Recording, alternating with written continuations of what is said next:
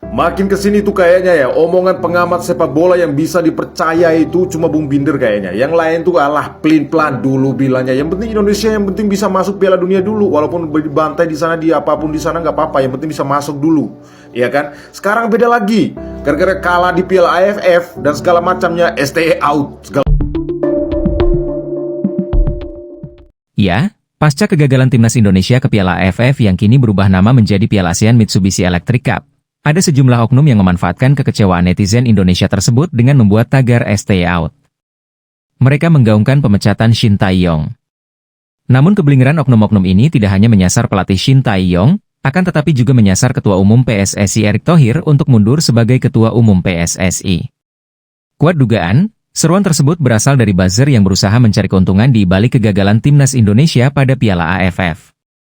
Kemudian hal tersebut pun beriringan dengan beberapa pandit sepak bola yang sejak awal memang selalu mengkritik ST, sehingga ketika kegagalan ini menjadi bahan empuk untuk mereka ulik dan mendesak PSSI untuk memecat pelatih Shin Tae-yong. Coach Justin bilang STY out. Menurutku pernyataan Coach Justin ini no value. Ya lagi rame ya Coach Justin itu minta STY out sekalipun meloloskan Indonesia ke Piala Dunia.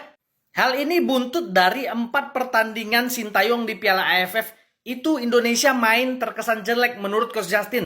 Sehingga keluarlah pernyataan STY out sekalipun lolos Piala Dunia. Ya menurutku sah-sah aja ya Coach Justin ngomong seperti itu. Karena dia itu kan tokoh besar ya, orang terkenal.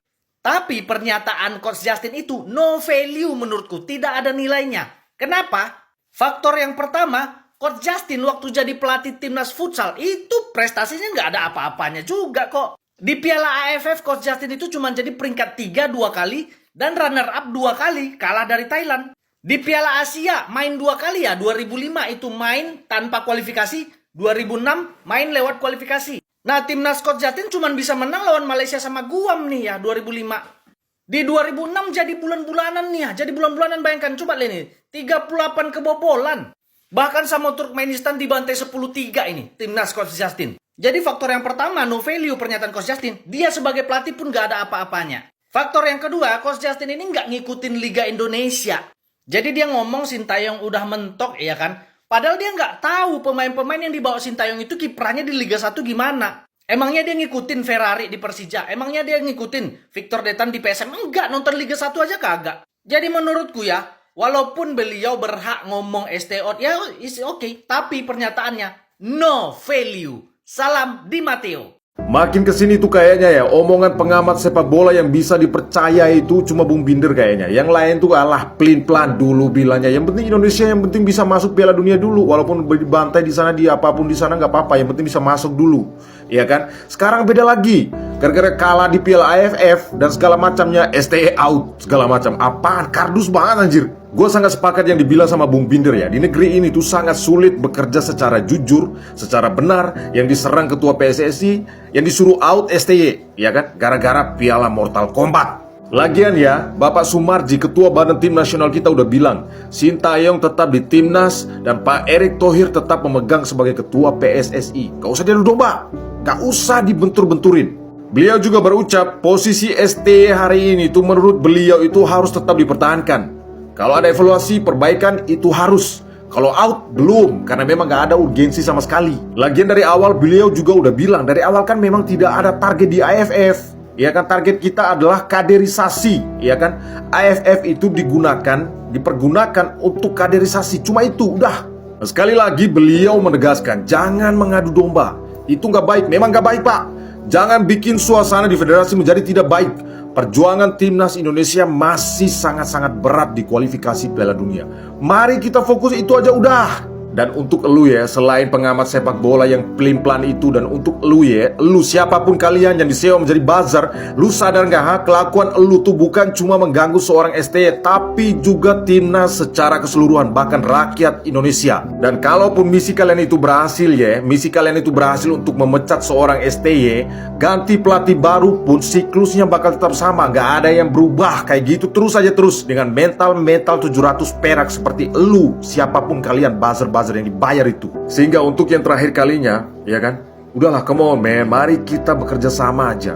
saling support satu sama lain ya kan. Karena mimpi kita untuk bermain di Piala Dunia sebentar lagi udah di depan mata. Kita masih punya match penting nanti bulan Maret.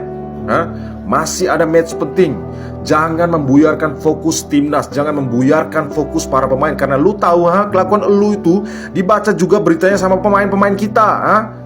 Dibaca juga sama mereka. Udahlah, come on man, jangan merusak suasana. Mari kita mendukung timnas sampai titik darah penghabisan, sampai kita bisa lihat bahwa timnas Indonesia juga bisa bermain di Piala Dunia. Mimpi seluruh rakyat Indonesia. Vamos, bravo timnas. Apalagi nih, apalagi nggak sengaja saya buka Instagram dan muncullah postingan dari Bung GR atau Garuda Revolution, yaitu postingan seperti ini. Muncul gerakan buzzer untuk menggiring opini buruk terhadap STY, dan Bung GR pun mengupload atau memposting screenshotannya ya. Dan ternyata itu adalah obrolan dari buzzer tersebut untuk mengarahkan semua orang untuk menggiring opini bahwa STY itu tidak ada apa-apanya.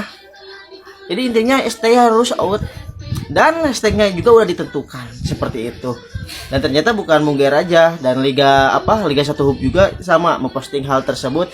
Ternyata banyak juga fanbase yang diarahkan untuk hal tersebut. Mungkin itu berbayar kan?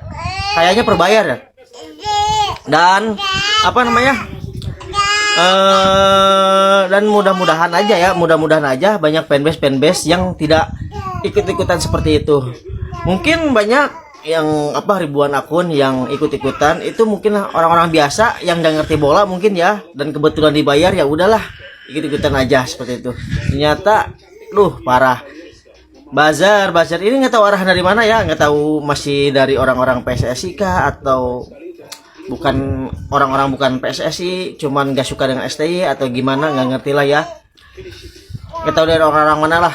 Mudah-mudahan mah jangan dari orang-orang PSSI ya. Kalau misalkan masih dari orang-orang PSSI, parah, kacau. Berarti persepak bola Indonesia tidak akan maju sampai kapanpun kalau seperti itu. Kayak itu aja dari saya. Terima kasih.